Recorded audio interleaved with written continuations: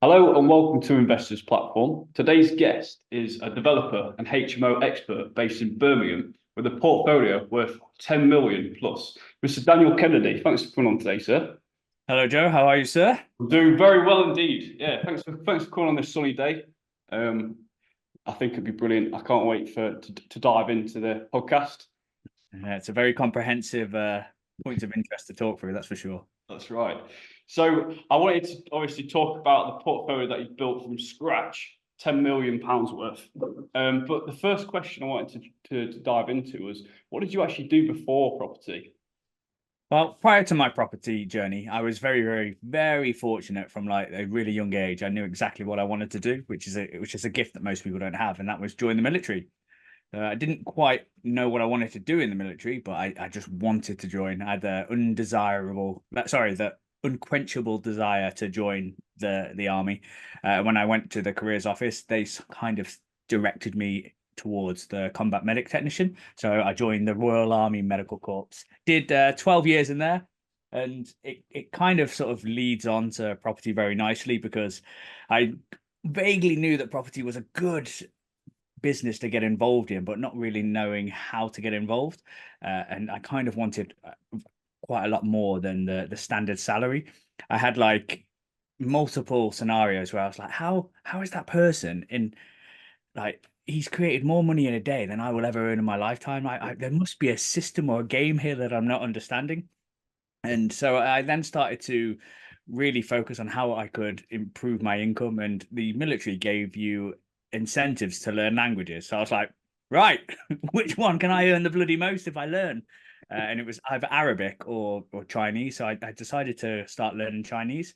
And just by way of osmosis, I began to get a lot of friends who were Chinese. And those of you who don't know, the Chinese diaspora in UK tend to be the rich sort of industrialists sending their children over to be educated, and they're all having very different conversations, and they're all privately educated. Where the conversations from the soldiers went from beer, women, and football to like investment stocks and long-term compounding growth. And I was like, okay, so this is probably how they're doing it.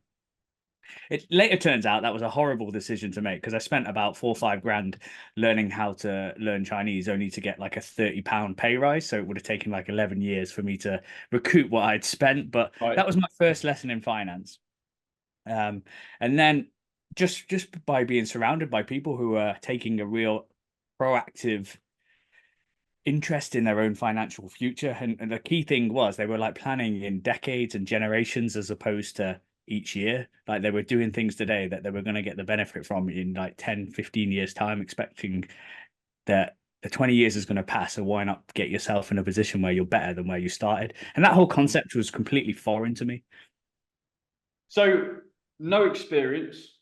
Oh, and this is what I got from a video that you actually published with the talking about your goal setting, and now you've actually got that 10 million. But no experience, no talents, no connections, no qualifications, just consistency and dedication. So is that originally how did you actually get started in property game then? Well, I signed on with one of the education companies, and I learned how to source from them, and it, I think I don't know if it was luck or if it was just like divine intervention, but I got my first deal within a week, and that was from knocking on doors because I'd spent some money to get on this course, and that put me in debt, and it's a very stupid decision to make at the time. Now that I'm a lot more conservative, and I needed to make the payment up by the end of the month because I just learned about how your credit file is really important and that you must guard it with your life. And then like the payment came out on the 27th and I got paid on like the last working day of the month. So I was like, oh crap, I'm gonna have a late payment on a credit card. My first month in property. What an absolute idiot. Yeah. So I had this real desperation of trying to not get that late payment. So I digested all the online material and then I went to find my area and I was really indecisive. I was like, oh, should I go here? Should I go there? And it was very much analysis paralysis. And I was like, is this a good area? Is that so? I was like, screw it, I'm getting annoyed with myself. So I just put my finger on a map and it landed in Hartlepool, which is 9 hours away from London. But the decision had been made and I was really happy with it. So I drove up to Hartlepool immediately. And then I started knocking on doors. Initially, I was in like a suit, thinking I've got to be really, really present myself professionally, and I was getting really hostile reactions. And like, after like 50 doors, like the whole day, I was like, what's going on here? I'm obviously doing something wrong. I'm the common denominator here. So I Yeah. took responsibility. I said, this is my fault. What am I doing differently? And then I thought, oh, they probably see me as very predatory. So let me dress down. And I wasn't a builder at that point, but I am now. I said I was a builder, and I started knocking on the door. I said, hi, I'm a local builder. I'm looking for work. If you know that any work that's doing, you let me know, that'd be great. Alternatively, as we're builders, we also buy houses, and then I'd hand them like it was just a scrap note of paper, and it had £500 written on the back, and then my number. We buy houses. I said, if you put me in touch with anybody who sells, I'll give you £500. Love it. And I Yeah. got a real positive reaction from that, because I was trying to work collaboratively rather than knocking on doors saying, hey, if you're interested in selling, I'd love to buy a house in a suit. I got really negative reactions from that, as opposed to being the local guy around the builder. Everyone knows a builder, so there's familiarity. And then what really sort of like a force multiplier in building rapport with people is when I'd mentioned that I was in the army, because everyone knows somebody who's in the army. They were going to join if it wasn't for that injury. Like, that tends to be the initial story. It's a great in. And I knocked on the door. I still remember the address, 2 Striker Street. And the first deal that I sourced, again, it was a cacophony of errors. It's always has been.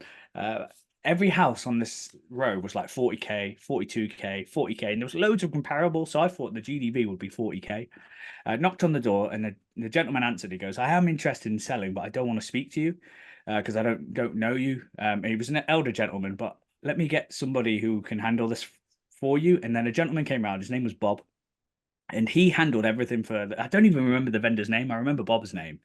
And now the key thing here, Bob hadn't heard me say, "I'll give you £500 if you put me in touch and we do a deal." So Bob helped me negotiate the deal. We agreed £27,000. Wow. And it needed about maybe 5-6 grand, and I pulled that figure out of my bum because I didn't know any better. It just needed a spruce up. Now, again, I didn't have any money for the RIC survey, because I tried to sell it on Facebook using my own name, but again, I had no credibility, no past experience. It's unrealistic to expect that people would hand over 3.5k for a deal that they didn't know. No one knew who I was. Nobody knew past experience. And so I put it everywhere on Facebook, and no one was interested. So then I got a RIC survey, but again, I didn't have any bloody money to do this because I had a credit card. But I borrowed my mom's car. So I pawned it at a cash converters. And then I had to stay in the property. I had to ask the Bob, like, can I stay here? Because it was like half abandoned. And he's like, yeah, that's fine. I think he really appreciated the situation that I was in. So I stayed in this property for 4 days because the surveyor came around the next day, and the valuation came back, and it came back as a GDV of £60,000. And I was like, huh? That's 60? crazy. I don't understand that. Why the hell is it £60,000? Because at this point, I had somebody say they're interested, subject to valuation. And this gentleman was called Sven. He was in Sweden, never saw the property, but was buying cash in the northeast of England because he Yeah, liked yeah. the high yields. And he agreed to pay me 3.5 grand for the deal on the basis that it's 27, needs 6, and it's going to be worth about 42. So when it came back and it was £60,000, I was like, what mistake have I done here? Now, across the whole terrace, and you can see this if you go on Google Earth, it's a 2-bed, 2-bed, 2-bed, 2-bed, and then 2 Striker Street is a little bit higher. Right. And I went upstairs, opened a cupboard, and there was a whole other floor that I'd missed. It was a 4-bed, not a 2-bed. And I was like, I've massively undersold this. And then I had a choice. I was like, do I cancel my deal and say to Sven, I want more, or do I just take the 3.5k? And I thought, no, that's really, really dishonest if I do that. Let me keep my word. So Sven then gave me half the fee, and he was going to pay me half on completion. So he gave me 1750. I made the payment, got the car back. So I was like, whew, okay, I'm good here. And that happened all within like 4 or 5 days, the first 4 or 5 days of the property, just getting up there and knocking a door. And then I had like the devil and the angel on my shoulder, like, should I give him the 500 quid? And then the devil's like, no, keep it. It's all yours. He deserves nothing. But when the Bob really, really did help, he helped with the legals. He helped with explaining everything to the vendor. And I thought, no, I'll give him the 500 quid. Now, unbeknownst to me, Right, he was a local mason's. Now, a mason is someone who's so well connected in a local area. So I gave him 500 quid. And then as I was driving back down to London, he called me up and he gave me 3 more leads that week. Now it turned out 2 of them completed, and they were not as good as the first one, but they were still pretty chunky BMV deals. And the third one was a complete dud. They wanted more than what it was worth. But then Sven bought both of them because he was so happy with the first, and he paid up front the fee. So within the first week, I'd managed to pay back what I'd earned from the teaching from those 3 deals. So I was very, very fortunate in that case, just by getting out there. So that was your strategy to start with then, sourcing, and was it just literally just finding the deal and then selling it to an investor? There was no end-to-end process, or so your first strategy was finding these below market value properties and then selling to investors. So over what time frame did you do that before actually investing in property yourself? Well, the first year I sourced 21 deals. Now, that sounds pretty epic, but as I've come to learn now, like, I really undersold them. I should have sold them for so much more. There was like properties worth 80k that I was securing for like 30, and I was taking like a 4 grand fee out of it, where I should have been doing double settlements or flips, but I was very laser focused on the sourcing. And Sven bought 13 of those 21. So I was very like, I'd give it to him, and then he would be like, "Okay, I'll offer you this." And because he was a buyer and he trusted me, and we built up a relationship, he was pretty happy. So when he ran out of money, that's when I had to go to other people.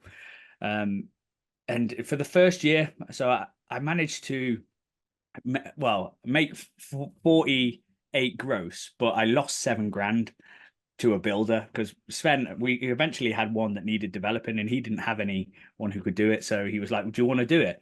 And I was like, with no experience, no even inkling where to start, I was like, "I source property. Obviously, I can do a build. Of course I can." So I found somebody on Facebook. His name was called Jimmy. And the real odd thing between Civvy Street and military is there's a massive change in culture. I didn't appreciate how much of a bubble the military is. Like, if there's a mistake in the military, somebody would admit to that mistake, because solving the mistake is more important than looking good and trying to absolve yourself of responsibility. Where in Civvy Street with trades, it's the complete opposite. Everyone goes, "It's his fault, it's his fault, it's his fault, it's his fault, it's his fault." It's completely from real glued teamwork where everyone helps each other to completely the opposite where everyone's for themselves. It's been my experience. And so I met this guy called Jimmy, and he was so charming, mate. He was like, I told him about what I was doing. He's like, "I'm going to be your builder, brother. We're going to do things together. And I was like, "I found him, my business partner. I'm not alone." And I fell for it, hook, line, and sinker, man. He had me in the palm of his hand. And so I had this money, and he goes, "I need some money for materials." He quoted the job. It was 11k. And I thought it was going to be at 13. So I thought, bloody hell, I've made 2 grand here, because that's what I quoted the client. It'd be around that much. And he came and looked at the site. He was really knowledgeable. And he goes, "I need some materials. Can I get £7,000?" I was like, "Yeah, Jimmy, mate. Come on. You know me. I got you. Here it is, cash." And then he just started walking to his van. I was like, "Jimmy, you going to get the material?" He goes, "Yeah, mate. Yeah, mate." And then as he closed his door and as he drove off, and then it just felt like the penny dropped. And I was like, "I don't know his second name. I met him on Facebook. I don't have a contract, and I've just given him 7 grand." And then I checked Facebook and he blocked me. And I was like, "Oh, sugar." So I went to the police, and I no word of a lie, what I said in my head, the guy on the desk said, "You met him on Facebook. You've got no contract. You didn't get his registration, and you don't have his number." I was like, "I have his number, but he's blocked me." He goes, "I don't know. Like, it's your word against his. You're never going to get that back." I was like, "Oh, no." So that was my first lesson. And like, I'm really, really glad that happened early on, because if it had happened on a much higher project, and it has done to people, like, you've heard it, people have lost tens of thousands of pounds, hundreds of thousands of pounds. Now, you'd think that would be the only time that ever happened, but that actually happened a second time before I learned my lesson on my own project. And then I learned, never pay up front. Never in a million years do you pay up front. Now, that's why I started also the build company, because I was trying to find builders that wouldn't accept payment up front, and there wasn't really too many. So I created a firm that doesn't take any payment up front. And then what I've come to learn is that it's quite easy, because you get accounts. You Yeah, can yeah. like spend 30, 40 grand in materials, and then you don't have to pay it till the month after. So Right. builders could have done it. It's really, really easy. I've learned a lot since that, but yeah, I got really, so I lost 7 grand out of that first 40, but because I was online and I was really preaching about all the hurdles, and when I look back at it now from my more experienced view, I just made so many errors. Like, oh, it was awful. Like, I couldn't believe how I even made any money.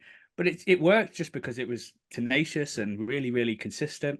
There was moments where I was in a vendor's living room and they would say it's freehold, and I'd be like, I have no idea what freehold is. Let me go to the kitchen.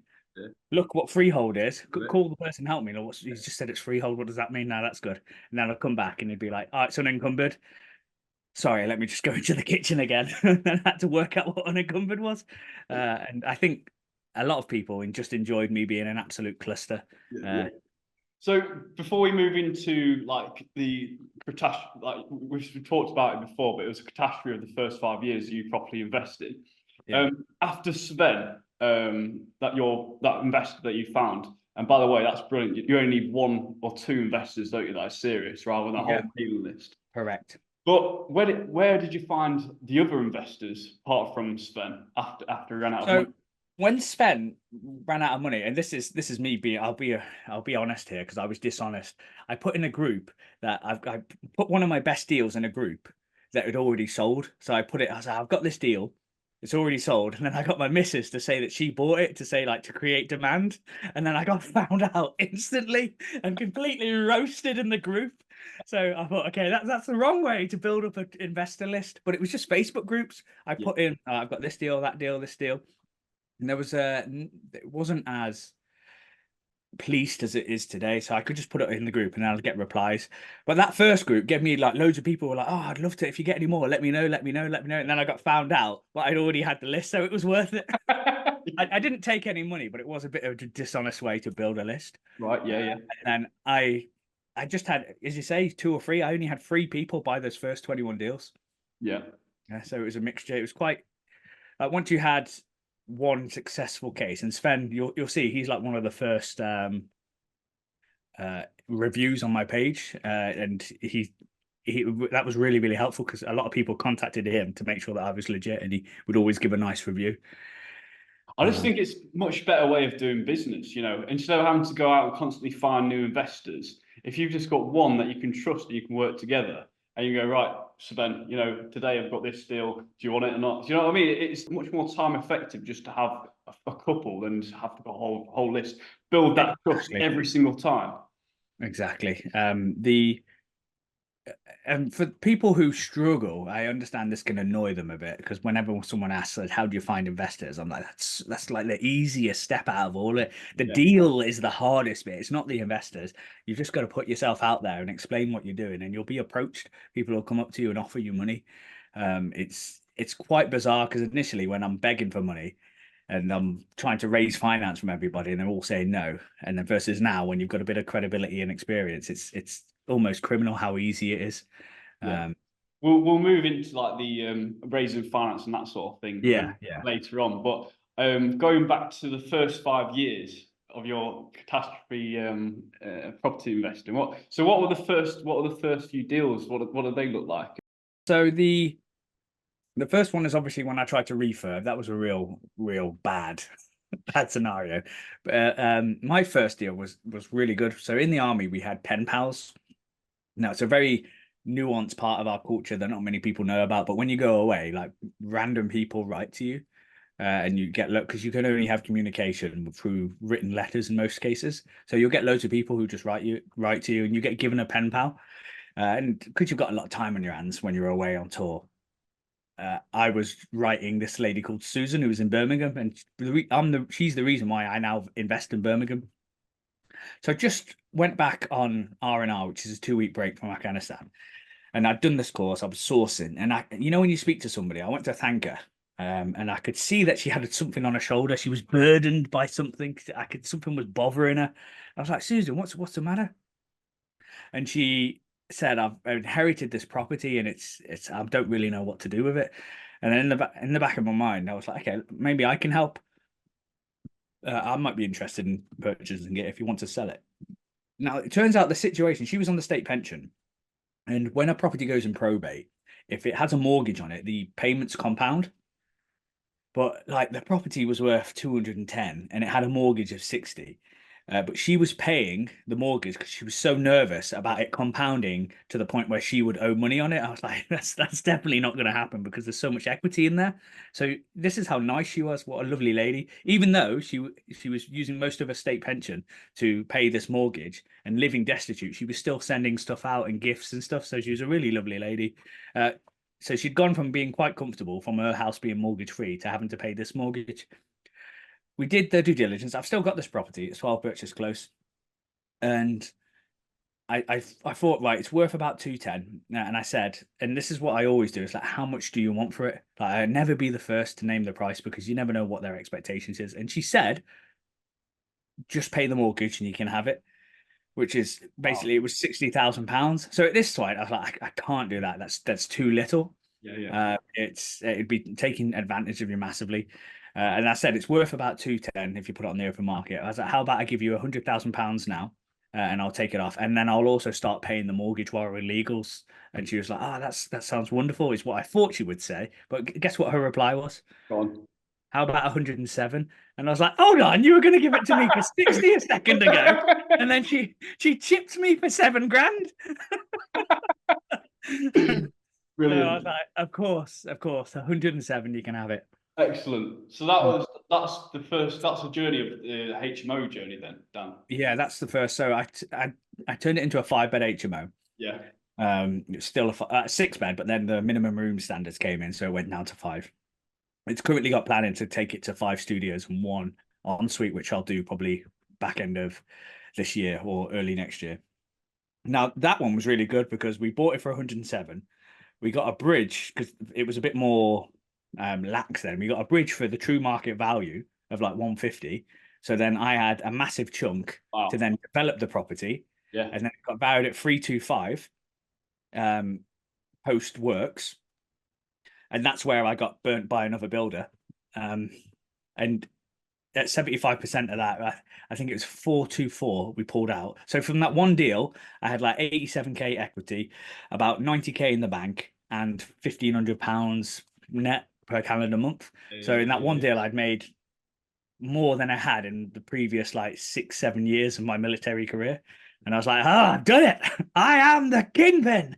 But little did I know, property is a thirsty beast. Yeah. So you do HMO slightly differently to most people out there. So yours is very much, because I've been to one of your construction workshops.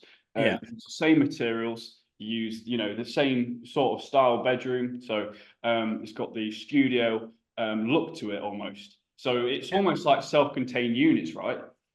It is. So Birmingham are very, very good. There's plenty of people who will moan about the councils and how unhelpful they are, but Birmingham must break the rule because they are wonderful. They create a guide which tells you how much square meters of work surface you need, how much communal space you need to get a light. It's really, really comprehensive, and they tell you this is what you need to do to studify them. Now, I can't be the grandfather of this because everybody put studios in the HMO, and it was Rob Bond that did it first. Everybody copies him, and no one gives him credit. A Lincoln lad, yeah. Yeah, indeed.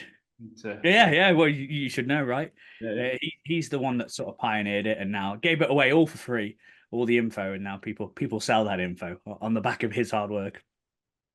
So that was a success in terms of that deal. But then what happened was I preached about that deal. I met my first business partner. He said, "I've got 180 grand. Let's do some more," and we had really, really early success. We only had an architect. We put in planning and we'd get it for like 6 weeks. Wow. In 6 weeks, it was fantastic. So I bought Jiggins, I bought Anderton, and then we had a builder who was doing really well. And then what tends to happen for some odd reason is builders will do really well, develop a cocaine habit, and then the service will drop. And then we'd promote someone else from the team, and exactly the same would happen. And that was my first lesson. Not everybody can handle being wealthy or handle making money. And it actually feel quite a lot of empathy for the second guy because he's such a hard worker, a real family man. I said, "Do you want to step up and start doing these builds?" And he did. He did such a good job, and then he started making money, and his life derailed. And like, if he hadn't have made all that money with us, he probably would have still been doing quite well. So I do feel a bit guilty. Um, so we So, had, go I'll on. go on, I'll just finish. So we had three good deals. Planning sailed through. We refinanced them, and then they would go. So we thought, bloody hell, we're onto something here. Let's raise money instead of doing one at a time. Let's do three at a time. Yeah. So we raised money, bought three, put three in for planning, and all three came back and failed. And Oh, we were on bridges. So we were like, what are we gonna do? And so we had Park Road, we had Yardley Wood Road, and then we had Kings Heath. And not only that, um, the Kings Heath then developed, the builder was so terrible. I call it the buttercoloured nightmare. So one of them, we turned them into a 6-bed. Even though we built at 8, we just rented out for 6 and then said, let's wait for a year and then we'll put it in again. Park Road, we said, right, let's go to appeal. Let's change it. And then at this point, we realised our architect was a bit of a rogue. So we went and learned using Richard Little's course because he's quite comprehensive how actual planning apps work. So we learned about the planning consultants and all the prior works that you need to do to get the best case. And then Amy and Claire, the ladies that have the absolute monster, like the 60-bed HMO in Derby, the sisters. no, I don't. I'm not aware of them. Go on. Farrington. Right. No, I'm not So, sure. so, so I did a bit of work with them. I say a bit of work that like they did a bit of mentoring for me where they helped me, said, right, use this because I obviously heard about their Munster HMO and I was like, brilliant, they're the people to go to. And they gave me their contacts, their architect, their planning consultant, and they're expensive, but I use them because they're so effective. And slowly we managed to like unplug. We got planning for Yardley, which was the 6 to 8, and then that wasn't too much of a disaster. But we ended up with Park Road. It was like year 2, had to rebridge again. Year 3 had to rebridge. Now, what was happening was we tried to go in for 16 units. The planning officer would say, go to 14, change this, and we'll approve it. And then the planning officer would flip and change. And then the new one would say, right, no, I'm not agreeing to that. Go to 12, change it, and then we'll agree it. And that happened 3 times until we got down to 10. And then we're like, no, we're going to accept the fail and go to appeal. Now, we went to appeal and they rejected it on the reasons that the planning officer put into our app. They said, right, you need to do this, this, and this. And it was basically changing some of the windows. Now, our appeal got rejected because of what they told us to put in. Now, we could resubmit that application, taking out what the council told us to put in, and they rejected it again. Then we had to go to appeal again, only for it to be passed. So that took 4 years. So we bought it for 330. And at this point, there was other problems within the portfolio. So we had, as well as this happening, so we couldn't really afford the interest at this point. I had 2 deals, one that was being refinanced and one that was going to be purchased. This is a 12-bed HMO and a 9-bed HMO. The 12-bed was going to be refinanced to purchase the 9-bed. Now, we exchanged on the Monday, only for Shawbrook to pull the funding on the Wednesday after we had exchanged. Now, I had a really good relationship with the landlord. So the landlord had let me start works early. Yeah. Getting another valuation at this point, I had the roof off and it was back to brick. So I was 100% sure that this was going to work. But then they pulled the funding because of my source of funding is from overseas. And they wasted so much of my time rather than saying no from the beginning. They waited till after we exchanged. So I needed like 3 days before I was going to lose my deposit, which was 41 grand. I didn't have 41 grand to lose because when you exchange, you pay 41k. I was like, oh my God. And on top of this, the appeal came in and our bridge on the Park Road, they said, right, listen, we're going to start repossessing. So that all happened in the same flipping week. Yeah. So, So just for context, this was 5 years ago, was when you first started, right? No, this was probably year 4. Okay. Year 4. So because we got early, like year 1 to 3 was pretty successful. It was just the builders that were developing drug habits, and then the service would drop and we'd change them. Yeah. And so all this happened within a week, and then I was feeling really sorry for myself. The stress was so bad; it changed my voice. And bearing in mind, I was in a job where Like the active firefights were less stressful than dealing in the property business. Mm. Like Yeah, active battles, I was more relaxed than I was dealing with banks and investors. It's an incredibly different type of stress. And the broker called me off, goes, right, listen, you need to sort this out. And I was like, what do you mean sort it out? I'm partially blaming you here. I told you not to go with this bank. And he goes, ring round, raise the money. And then so I started ringing around, and I called every single contact that I have, and I couldn't raise it. No one would, because it was so short term. yeah. And so what happened is my missus says, let me call round, and then she found an investor who put 410k into the deal and completed on it. So I was like, oh yes, come on. Seriously, wow, that's incredible. And, That's so lucky then. What would happen if you couldn't have found it? Then you just sort of fallen out of bed and you've lost so much money through that refurb.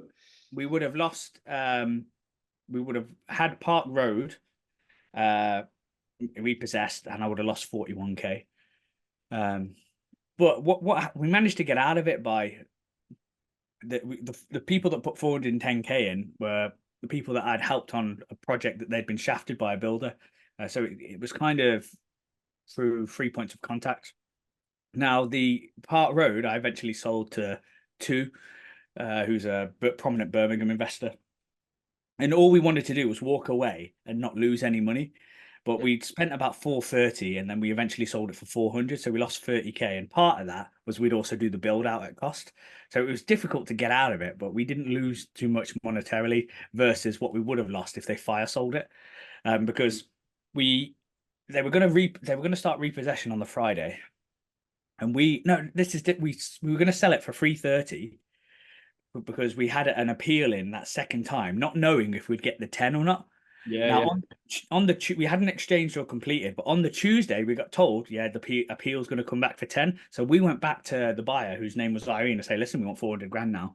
It's gonna come, and she was like, absolutely not. So she pulled out. So the bridger learned that they were pulled out and said, right, we're going to start repossessing. But then Yeah. two came in and paid 400 for it. Holy shit. And then we built it out, and it's glorious. It's an absolute glorious HMO on the corner of Park Road. Beautiful. But it didn't make anything. We actually lost 30k. I was working for like 4 or 5 years on that project, only to not lose money. Yeah, yeah. To control how much I lost. Which leads quite nicely onto your. It's not really. It's a concept, isn't it, of de-risking projects. Oh goodness, amen. So the only reason I was able to build Park Road out at that stage, because that wasn't the only mistake. We had King's Heath, which was a 9-bed. And in amongst all this, we paid 300k for it. This one actually came back with a planning. So out of the 3, we managed to appeal this one, and we got the 9. But the builder that we chose was an absolute idiot. It's completely my fault for choosing him. We just had 2 really successful projects, and then we brought that builder around to this one, and he looked really nervous. Like, he's, oh, this is huge. I don't know if I can do this. But he'd just done similar projects. So I didn't go for him, the tried and tested builder. I went for this new guy, and again, the gift of the gab. He brought this Romanian team over, and they worked so hard, but they didn't really know what they were doing. And as I was leaving, this is when I was leaving the military as well. So I was going on trade courses, and they were like, this is how you fit a kitchen. This is how you fit a bathroom. This is how you fit, like, this is how you do plumbing. And like, I caught them like putting in bathrooms when the first fixed plumbing hadn't been done. And I was like, whoa, what are you doing? How are you going to connect the bloody showers? And they're like, oh yeah. And then, so it was almost ordained that I would learn this skill and just catch them messing up. And so because we'd paid them and their quote was quite competitive for obvious reasons, we dragged it along, and I would like fill in the gaps where they were failing. And I remember one story where, you know how a light switch meant to be horizontal? Yeah. This one is like a star with a switch in the middle. And I was like, Alec, what the hell are we going to do about this? And he was like, do not worry, you can put big fridge there. I was like, every bloody socket is like this. We can't do this. And so the top floor had no heating because the water wouldn't go there for some reason. It's something to do with the balancing. So we had to put electric heating in there. We bought it for 300. We spent 180 on it, and it got valued at 350 because we're at the end of our bridge. So in amongst all that, so that caused me to be really sort of I've screwed this investor over because it was all investors' money. Yeah. I redid all the bathrooms myself to collect it, to sort it out, and I did a lot of the work just to bring the cost down. And then we got it. We had it on a mortgage for ages, but it was earning quite good money because the mortgage was so low. And then we got planning from 9 to 13, and we're currently building that one out. And I sold that one to 2 as well. And after that, dealing with that person, I thought I'm never ever gonna be in a position where I don't know what I'm doing. So that's when I started my build team up. And again, I just went around on Facebook, met a few people, people that I liked, kissed a few frogs before we got a good team, and that exploded because of the service that we offered. Like year one, we did like £600,000 in revenue, and in year two, it was like 1.3 million, and then it grew into a bit of a behemoth. But then when I would do the accounts, and I'd be like, hold on, I've only made 350k here. Obviously, that sounds good, but like just by holding those properties and doing nothing with later stress, I've made 350k from those 2 HMOs because the equity's gone up, and I've spent 6 hours on that this year, and I've spent thousands of hours in the Yeah. construction company. So I've give that away to somebody, and now I'm only building for myself. Apart from this final one because 2 twisted my arm, and it's basically myself accepting that all the things that go wrong, whenever a trade steals from me, whenever a deal falls through, it's always my fault, and how I can mitigate that and prevent the inevitable, because it's always going to get worse, because it always does. Like during that period when we had 2 mortgages pulled, we'd exchanged, and then not only that, the project got downvalued. It was an absolute catastrophe. It couldn't have been very well. Nearly lost it all, and then we'd grown it all from investor finance. So it was very close to having a conversation with them all. We've lost all your money. Right.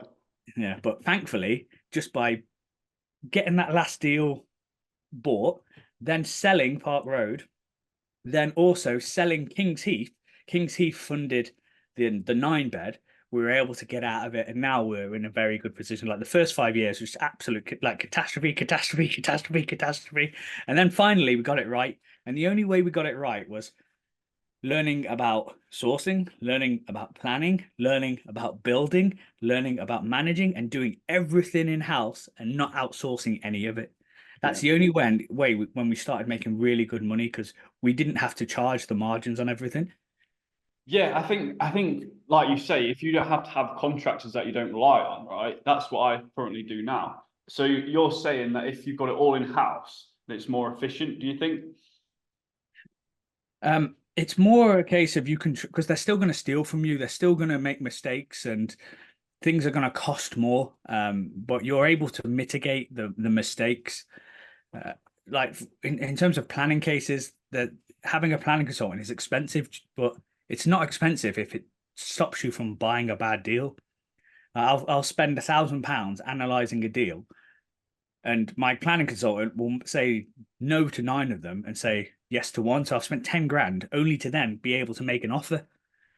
But that one deal will absorb all those losses. Whereas if I would have bought those 10 deals, all 10 of them, because you can, when you're in a position where you're on social media, you're demonstrating success, raising money is the easiest thing that happen. It's not that difficult to raise money. You'll get offered it all the time. Like getting into a deal is quite easy. It's getting out successfully that's the hard bit. Yeah. And this is what I was gonna wanting to ask you about as well. Like, how do you structure a deal that's attractive to an investor? And do you go to the investor and say, look, this is the amount of money I need. Don't worry about the fine details. I'll sort it. But how do you do it with bigger projects like the ones you're talking about now?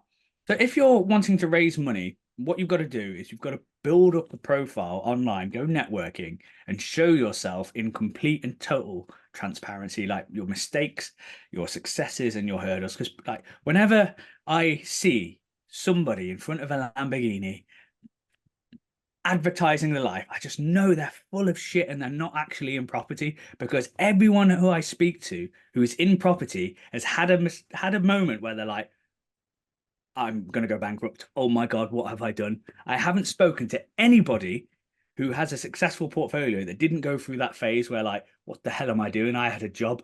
I had a comfortable job, and now all this stress, all this hurdle, like they have those moments where they're nearly broken because having a business will mold you into somebody who's so resilient. Like property is not easy. You're not going to get financially free in 7 days. You're not going to get financially free in 12 months or even a few years. It's just complete horseshit.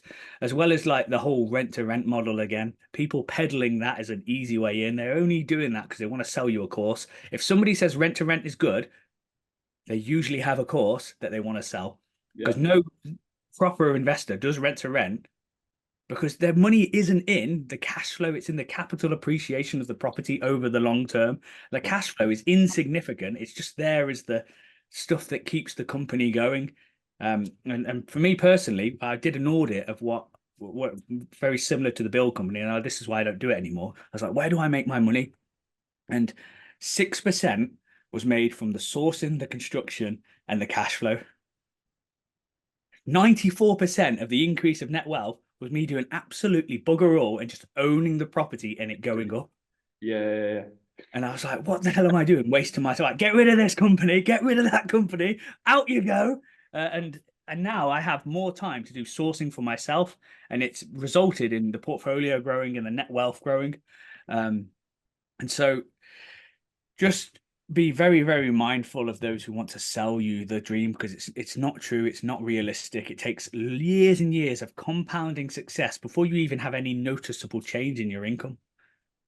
Yeah, you touch on a lot about consistency, reputation, and branding for yourself and your own personal brand. And you talk a lot about the money is not the finite resource; it's the people that are finite. Yeah, so I didn't even answer your question. Apologies. So how do I raise finance? So showing everybody what you're doing, being very transparent with your mistakes. The great thing about social media is when you post stuff, you allow people to meet you without you actually being there. Now, some people are going to really like you, some people are going to find you detestable, and that's fine. It's a time-saving exercise. And when you go out, if you've got a really prolific profile, you'll get people approach you and just offer you money. Like it's so flipping bizarre. You being the person who can find the deal, get the planning, build it, manage it, you are the finite resource, not the money. The money is everywhere. Somebody presses enter in a bank and the money gets created. Mm. The person who can create the assets can create the wealth. That's the finite resource. So early on, when I didn't have as much knowledge as I did, I would do 50-50. But now, with people who want to JV or people who want to do deals, I say no. I say, you've got to lend me money first for a period of time, see if we get on, and then I'll pay you back, and then maybe we can do something. Because I've gone through business partners like hot dinners as well, and there's a lot of people who will talk the talk, but when it comes to action, will be absolutely like useless. I had one initially straight off the course who said, hey, let's be a business partner. And we were in Hyde Park because that's where the barracks was, and there's like a tower block, and I was like, let's spend this weekend and let's get into the software and learn everything. And then, no word of a lie, he said, "Oh, I don't have time for this. I've got work in the morning." And then on the back of that sentence, he like looked out the window because it was in the winter, looked at the Alice in Wonderland fun fair, and said to us, "Shall we go and have a pint to celebrate our new business?" And I looked up at the laptop. I was like, "This guy's a bloody moron, right?" Because I'm not partnering with him. And I just found that people were not willing to put in the work. And Yeah. like, there's been like 4 or 5 partners now that I've gone through who've been like talking the talk, and only a few have been able to sort of sustain the work level that's required. Now, if somebody puts in the money and doesn't want to do the work, that's different. But we had people who were wanting to raise the money, and then the work tended to fall on me. So I'll tell you one story. I was doing all the back garden from one of the properties, and I said, right, I need some help up this weekend. Let's come up because you all own some of it. And the 2 partners came up. They set off at like 11. They stopped in the Birmingham city centre, had lunch, sent me a picture of lunch. Was like, yeah, we're doing some content, and then turned up at like 3 o'clock after I was like covered in dirt, and Yeah. then just criticised the work that I was doing. I was like, you what the you're doing? So one of them I'm still a partner with now, but we laugh about it. I was very close to ringing both their necks. I said, just go home, I'll finish it before I say something that I can't. What advice would you kind of give for sifting through the bullshit when it comes to finding business partners then? I would say take it slow. I rushed into business partnerships that were difficult to get out of. They're like marriages. it's once you're in one, you it's got to be like a life thing. You got to have the same sort of vision. Like I say to any business partner, like I want our kids to also be running this business. That's how long term I want it to be. I don't want it to be a short term thing. And that means never exit. The ideal position in property is never to exit. It's only when you have to. I would say is to exit. That's the ethos that I follow. Just because it keeps going up with compounding, it's just the rents go up. The longer you hold a property, the more money you earn, and you just don't have to do it. You just have to maintain it and do asset managing. So my advice is just get them to loan you a bit of money and see how they are through the course. If they're wanting constant updates, if they're wanting real sort of detailed analysis of what you're doing day to day, if they're speaking to you in a derogative way because they've loaned you money, like that's happened before. It's I was very glad that they were fixed term loans and not JV partners. We've had people who invested who all of a sudden, after they'd signed like a 12-month contract, 3 months in, they'd been done over by a crypto scam and they demanded all their money back. And we're like, okay, yeah, we'll give it back. And when we initially said no, we're not giving it, we're going to say, I'll put you all over the internet as you're a bad payer. And that can be catastrophe. That can be a catastrophe for you if you're relying on investor finance. So have a real easy way to break apart initially would be my advice. And if you can, try and do it alone. What? So you're saying if you can do it alone, but just Yeah, for the other first people's couple. money through investment finance and stuff like that. Correct. Yeah, fixed return. Try and get a few assets that you can just do fixed return as opposed to JVing until you are fully aware of all the pitfalls. Because if you JV with somebody and it's a bad deal, that they have to shoulder that as well. Where if it's fixed return, you're going to learn something. You can do another deal and potentially get out of that hole, just like we did. Yeah. There's a piece of advice from yourself that's really stuck with me, and I wanted to bring it up because I think it will bring a lot of value to people that are looking to get into development stuff from, just single buy to lets. But I said to you, when's the right time to get into development? When's the right time to get to bigger projects? And you said, you need to get your portfolio paying for the interest, right? Yes, correct. Yeah. I'm glad you told me because I give out loads of advice and maybe I'd have changed it. Yeah. So if I'm doing a deal, let's take the farm for example. The interest on the farm was £78,000 for the 12 months for the bridge. Now, if my portfolio net income wasn't £78,000, I would consider that deal too big for me to do. Mm. And what it does, it stops me making a choice where I'm in a deal and I can't get out of it. Or if I can't get out of it, at least my portfolio can pay the interest. And it's just a fail safe because I'm expecting the worst thing to happen. I'm expecting the market to crash. I'm expecting it not to be let out.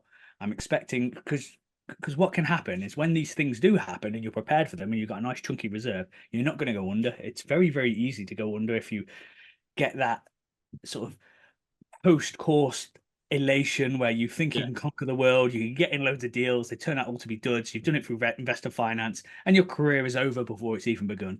that's The other right. advice would be is I have a few real like rules that a development has to go through. And the first one is it must have planning. And if it doesn't have planning, it must have PD rights where there's a pathway to get off the bridge onto a long-term commercial product that doesn't require planning. Now, if it needs planning and it's not income producing and it's not washing its face, then it has to be bought cash. But if it's income producing and it needs planning, I'll also follow through with that. So, like City Road, for example, we've got planning for 14, but while it was in planning, which took 18 months, it was earning just enough to cover the interest until the interest rates went sky high because I was on a variable. But now it's losing money, but it's not losing massive amounts of money. Yeah. And we've got planning. The So farm, for example, we had a pathway from permitted development to get onto a long-term commercial product. Now we've done phase one, we've refinanced it, we've got all our money out, and now we've got a massive chunk of land that has no finance on it that we're now going to subsequently go and get planning for. and then you're going to plan to rebuild up, build flats up from on that, or what's the plan with that land on the farm? The 10 barns with the new Class Q, I'm waiting for that to come in. So there'll be service accommodation, will they then? Or Maybe it's not, service accommodation isn't doing as well as I'd initially hoped. But again, phase one, I didn't plan to make money. I wanted to just get off the bridge and wash its face. So the bills are about 6, and I earn between 8 and 5. So I'm floating around month to month to month. yeah, so the next thing I was gonna talk about, Dan, was it's really interesting because obviously we follow you on Facebook now, and you basically document all your offers that you put forward, and it's really interesting to see because I don't think you've done that before. And obviously you're looking for the next project now, but it just goes to show how many deals you put, how many offers you put forward. And you just document the rejections as well, which I really love because it's realistic, isn't it? So can you talk a bit about your pipeline, how you find your deals, and how, you manage the offers? So what I like to do is be really kept abreast of different planning changes. So I'm really, really thankful to Ian Walmsley for his planninggeek.co.uk. So the new Class Q, which is going from 5 to 10 units for 100 square meters, I think there's always a few years before that it catch up and it becomes the next successful strategy that everyone's peddling on a course. So I'm looking for estates now that have agricultural barns. So that's why I'm looking for these sites and I'm offering on them. Now, for that criteria to fit within my rules, I have to ignore the barns completely. So I afford no value onto them. So I only offer on the main farmhouse what I know I'm going to get for it. And I'm not cheeky. It's just a 20% developer's profit. But very often they'll be up for 1.9 and I can offer like 900, 1 million because I can make 20% on the farmhouse. Yeah. Worst case, I can sell it. And that's why I get so many rejections. But I can't do every deal anyway. Anyone can buy deals if you offer the asking. And how I find the deals are I just take a map of Birmingham and I've plot every single farm that I think I'd be able to get between 7 and 10 barns on it. And I just go and approach them. I just go knock on the door, go send them a letter. So I even had a rejection of a real lovely one yesterday, like Long Nor Hall. The building is older than America, so it would have been a really nice one to get. And I got the vendor's details. They had bought it for 1 million, chopped 30% of the site off, and then wanted 1.7. And that's pretty ballsy considering there's no planning. They're planning up for 9 units, and the outskirts got rejected. Yeah. And so I made them an offer, and they didn't quite understand it, and it was going to be 100% vendor finance for 1.3 million for the 10 acres rather than the 7. So we went round, I explained it, and he was like, hold on, you want me to lend you all the money to buy this? You get the planning and all the uplift. I get all the risk. What happens if we don't get planning? I was like, I'll give it back to you. And then that's how vendor finance works. And he was like, well, I'm glad we haven't wasted any each other's time. And then he just walked off. And that's what most of them will be. Now, he'll put that on the market for 1.7 and he won't get a sniff just because most vendors don't understand what's happened with the construction industry now. Build costs haven't gone up 2x. The materials have gone up 9, 10x. Yeah. It's that catastrophic. Like wood that was being sold for £2.80 was now like 15, 16 pound, but it's coming back down. But stuff hasn't come back down, like cement, concrete, bathroom supplies, especially gas boilers. Everything has gone up massively in a huge way. So whereas previously you might be 20% purchase price, 50% build cost, and then maybe 30% is your GDV, and then 20% is your finance and transitionary costs. The build cost is now taking up like 80% of a deal. It's just so extortionate. Now, labor is actually going the other way because everybody's feeling this pinch. And those of you who have properties or have done any refurbs will know the change has happened. People are calling you up saying, have you got any work? Like that hasn't happened in years. Yeah, and I've definitely experienced it. Now, people are still calling me up, have you got any work? You got any work? Yeah. But the material price still hasn't come down. So the overall cost of the build is still 2-3x of what it was pre-COVID. So it's interesting what you said there. You literally knock on the vendor's door, which is I've only heard that from yourself, really. Most people send direct to vendor letters, but you go there physically, knock on the door, go, Hey up, mate. Yeah, I've just seen your site on Land Registry. Yeah. Selling it. And how do some of them conversations go? Is that well met or?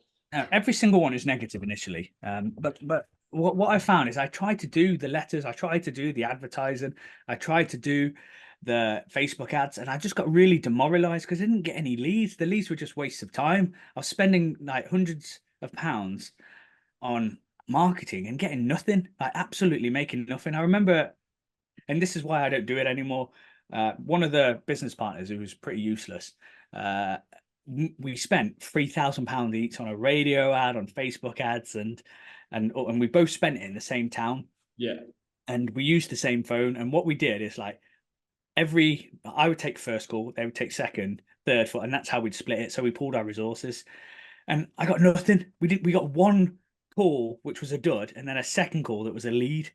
And you just have to spend tens of thousands of pounds to get these leads, as opposed to 200 or 300 or 3-4 grand. And that lead turned out to be an absolute waste of time. We went there, and he was an old gentleman. He was there with his missus. We were on the table, very young, 26-year-old, didn't really know what we were doing. He had a bungalow he wanted to sell, and he would like, I do deals, I do. You two would have liked me when I was younger. I do deals. And then he'd point to his wife, tell him about the deals we used to do. And she'd go to speak, and he'd be like, shut up, actually, I'll tell him. We did deals. And he was like, give me the number. If I like the number, I'll do the deal. And he just kept saying, I do deals. And we were like, what the heck? How are we gonna monetize this? And so I'd spent like £1,500 each, sorry. And I kind of thought like, oh, this is a bit useless. Whereas I'd had quite a lot of success knocking on a door previously. Like I got all my first 21 deals from knocking on doors, doing leaflets and giving out business cards. And I've never been able to close a deal on the phone, ever. Never been able to do it over emails either. It's only ever when I've been in front of them, I have a chat. I try and get the fact that I used to be in the army as soon as possible in there to build rapport. And then we close the deal. I just get way better deals when it's face to face and it's off market. What's the percentage of closing rate on the first meet rather than the follow-up? Oh, I've never had a deal accepted on the first meeting. Wow. Never. That's Never. incredible. It's usually a couple of months after. So like the farm, for instance, I approached they bought it in 2019 for 1.9 million. Now I bought it in 2023. No, it wasn't 2019. It may have been 2019. But anyway, you can search the farm address. I have it all over the place. It was previously bought for 1.9. Now I bought it for 1,040,000. Why would somebody sell it after doing very little to it for like half the price? So it was just personal circumstances. What happened is the husband had a really terrible accident. It was a husband and wife. They'd got planning on the farmhouse. They got planning for a serviced accommodation unit. They had an office. So then I had a Class E to C3. So there was 3 units there, a pathway to long-term commercial product. And the husband had a terrible, terrible accident. He tripped and fell, and his wife's secretary, she found out and completely destroyed their nuclear family, right? So she wanted out, and they wanted out quickly. And initially, they because of where their house is, you have to like climb a gate to get to the front door. There's like an automatic gate. So when I got around there and I knocked on the door and I gave them the card, they were like, well, bloody hell, I got a really aggressive reception. But they had that card. And then she called up one day, and then that was how the deal was done. Right. I said, what do you want? She said 1.1. And then I said, how about 1,040,000? They said, yeah, deal's done. Amazing. So do you keep like a CRM system or any kind of Excel sheet or just? Yes, I have an Excel sheet, and what happens is I do it every 3 months.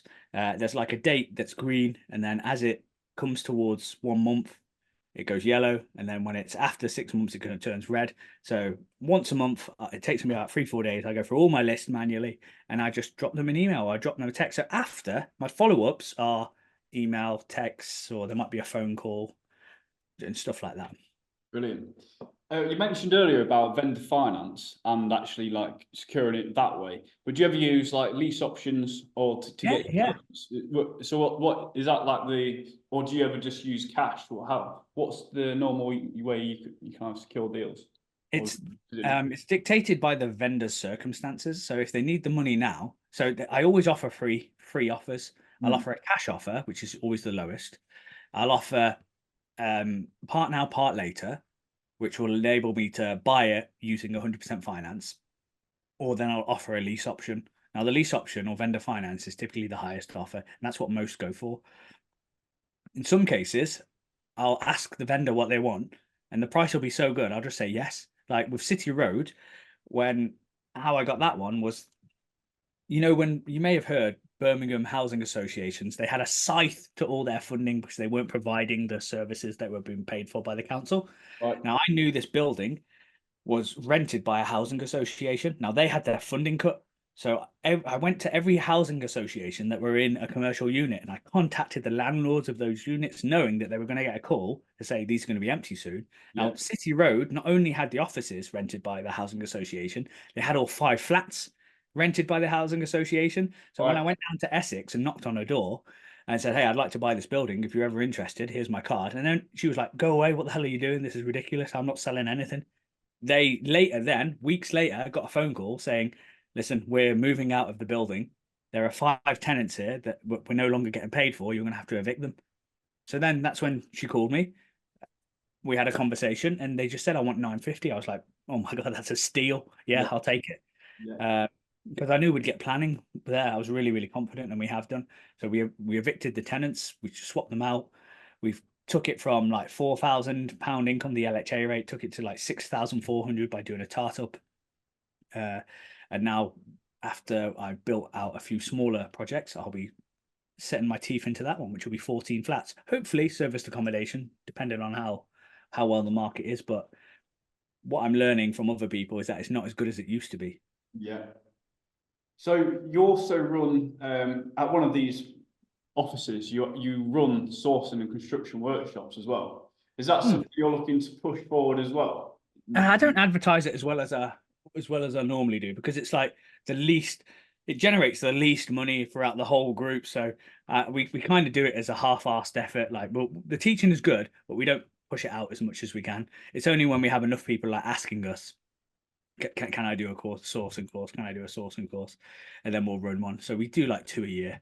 Yeah. But the construction skills workshop is good. I do that more as just to prevent other people making the mistake that I made when the builders just saw that barrel, gently took me over it, bent me over, pulled my pants down, and had me like, oh goodness, didn't they just? That's It's right. never going to happen again. That's right. So you've also got you've got an education company, you've got a construction company, a sourcing company. You've got we've talked about it before, but I'd like to go into like the group structure and how you like organize your Sure. hierarchy of people. So the way when you've got multiple companies and you've got multiple JVs, this is kind of why you need to have 75%. I don't do 50-50 anymore with my JVs. It's 75-25 because we can move properties within the group. So I'll show you how I've got it. Can you see that? Yeah. So what you're meant to have is, and this is all thanks to Adam Lawrence teaching, not me. I'm not saying you should do this, but this is what I've got. So there I am. You own 100% shares of this holding company. Yeah. Now, all this company does is hold shares of other companies. So this is the parent company. Got you. So I have Steadfast, which is the construction company.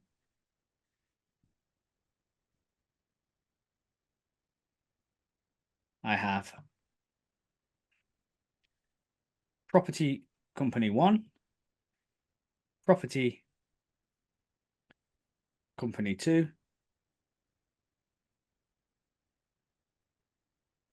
and Property Company number 3. Now so these are all owned like, oh, sorry. I also have my development company as well. This is what I build in, and then I have my lettings.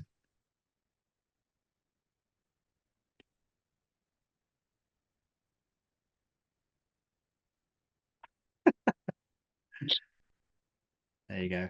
And then in here, I also have an MMA gym. Jesus.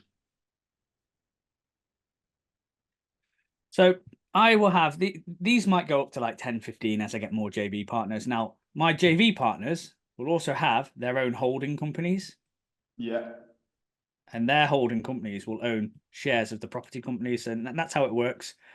I have a development company where I do all my build out because I don't want to develop in these companies where they hold all the assets. Right. Yeah. Yeah. Just because there's danger there. If this goes south, they'll take this with it. Sure. And now I've seen portfolios where they've been developing in really substantive companies and the whole Yeah. portfolio has been repossessed. Mm. I have the construction company here within this because I can transfer the losses. So say if the construction company makes a loss on my build because I'm doing it at cost, for example, there's losses in here that when I do this build, I can charge that property company more to reduce my tax burden. So there's loads of little nuances like that. Now, if I want to split a title, you can't split a title in the same company. Right. So you'll have one company for your freeholds, and then you split the leaseholds into a different company. Would you sell them on to the other company then from Yeah, that? but because you've got 75% of the asset, there's no Yeah. stamp duty to pay. Got you. And that's because it's in a holding group. Yeah, because the overall ownership hasn't changed.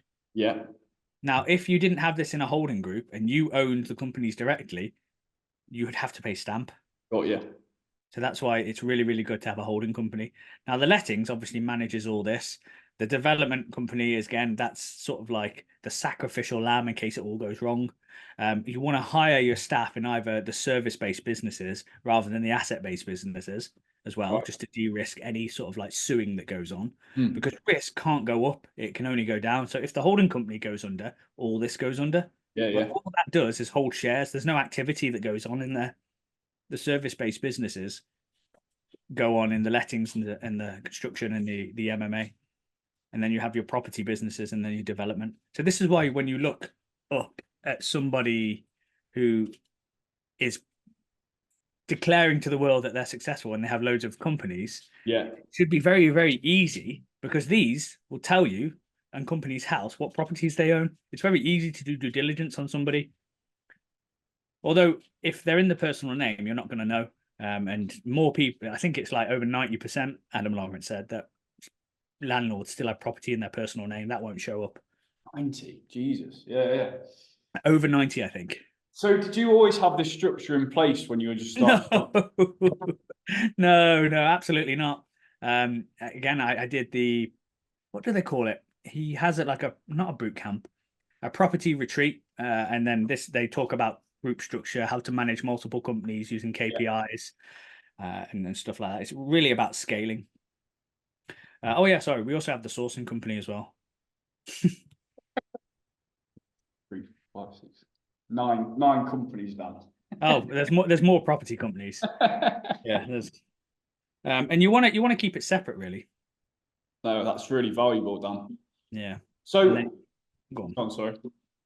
Yeah, and so your service base can get lettings as well. Sorry, your service-based companies will eventually be VAT registered, and there's so many benefits to being VAT registered, and especially in the build company when you can claim it back. Brilliant. So while we're on this now, it leads quite nicely into your future plans and what you want to achieve in the next 10 years, because you've achieved 10 million in 8 years. So what in the next 10 years, what is it, 100 mil? Well, hopefully we'll get to property company 100 and then we'll see. Maybe the current partners that I have now will be, I might not need any more because of where we're going, because the planning apps alone will take me to 20 million. It's just building out what I've got without buying anything. Yeah. What I'm trying to do is like larger and larger deals now that I'm more confident in managing the nuances of all property. So it's the 100 million in 10 years is just an arbitrary number, just because it's something to aim for. I think I'll get there almost by accident by just doing what I'm doing. Like the current deal that we're negotiating with Deutsche Bank, for example, is a portfolio of over 1,100 units. We're going to take it to Deutsche Bank, hopefully then get the management.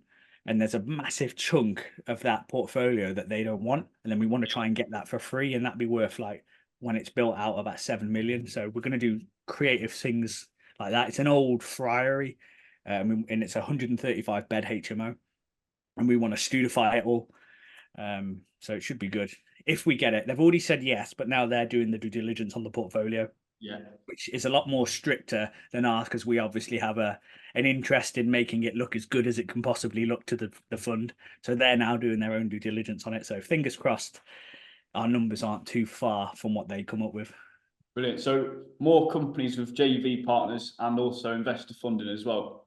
It not necessarily. Now I'm going to build out what I've got, and then because we're sitting on quite a lot of cash now because of the planning apps, as I say, I make more money developing what I've already got versus buying new property. So I'm going to be sitting on quite a lot of cash after I build out, maybe a couple million. So I might self-fund the net, like with 2 or 3 million, you can buy projects that are 100, 150 units and get them with no lending on, only the dev finance. So that's what I'm aiming for next. Much larger build to rent sites. Looking forward to it, Dan. Been an absolute pleasure. I've really enjoyed this podcast. If anyone wants to reach out for yourself, whether it be going on one of your sourcing or construction workshops, or just generally just want to connect, how can the people find you? Well, you could jump on Facebook. That's where I document all my, as you said earlier, my offers that go in and how many I do each week. And also there's Instagram, which is Daniel Kennedy Official. Same with the Facebook. And then you can just follow what I get up to. And I talk very openly about all the deals. I'm completely honest with what I'm negotiating, because I kind of feel like if somebody could steal it from me, it was never mine anyway. So I don't try and hide anything. I say I'm going to this bank looking for this mortgage. I'm really, really transparent, because I really detest gatekeeping of information. I also have a YouTube channel where I have a podcast as well, where I talk about everything of what I did over the last maybe like year 1 to year 6, of how I raised finance, how I did development, how I learned about the planning. It's recorded on a phone that is similar to a potato, so the quality is bad, but the information is there. That's right. All completely free. Excellent. And I'd also like to come down with my videographer and do a bit of a recording on one of your next sites as well, Dan, if that's all right. Absolutely. Well, if we get the £80 million site, that would be a good one to do. That'd be a good one to start with, yeah. Yeah, it would be. It would be. Brilliant. Well, I appreciate your time, Dan. And thank you, sir. Cheers. Thanks for watching today, guys, and I'll see you next episode.